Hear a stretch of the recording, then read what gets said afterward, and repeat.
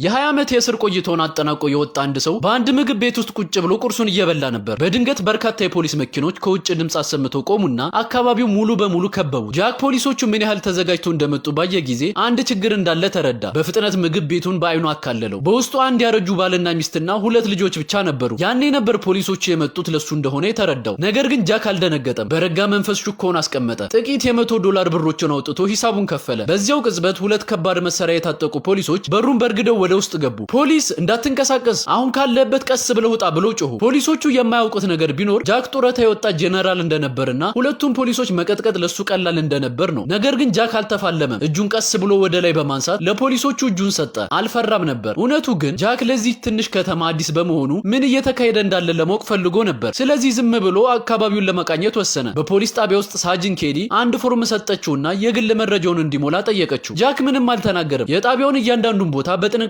ይታዘብ ነበር። ይህ አኳኋኑ የፖሊስ አዛዡን አለንን ስላስቆጣው ጃክ ወዲያውኑ ወደ ማቆያ ክፍል እንዲገባ አዘዘ። በዚያን ጊዜ መርማሪ አለስ መጣና ጃክን ወደ ስብሰባ ክፍል ወስዶ የታሰረበትን ምክንያት አስረዳው። ከባለፈው ምሽት ከተማዋን ያስደነገጠ በጣም አሰቃቂ ግድያ ተፈጽሞ ነበር። ሟቹ በ9 ሚሜ ሽጉጥ ጭንቅላቱ ጀርባ ላይ 2 ጊዜ ተመቷል። ሞቱ ከተረጋገጠ በኋላም ገዳዩ አስከሬኑ ላይ ለ2 ሰዓታት ጥቃት መፈጸሙን ቀጥሎ በካርቶን ሸፍኖት ነበር። በዚያው ጠዋት አንድ ምስክር ጃክን በወንጀሉ ቦታ አቅራቢያ አይቶት ነበር። ይህም ጃክን የወንጀሉ ተጠርጣሪ አደረገው። ሁሉንም ከሰማ በኋላ እስከዚያ ሰዓት ዝም ብሎ የነበረው ጃክ በመጨረሻ ተናገረ። እኔ ማንንም አልገደልኩም፣ ገዳዩም እዚህ በቅርብና በዚህ ከተማ ውስጥ ይኖራል አለ። አለስ ካዳመጠ በኋላ ጃክ ብዙ ፍንጮችን መናገር ጀመረ። ከዚያም በኋላ የተፈጠረው ነገር ግን እጅግ አስገራሚ ነበር።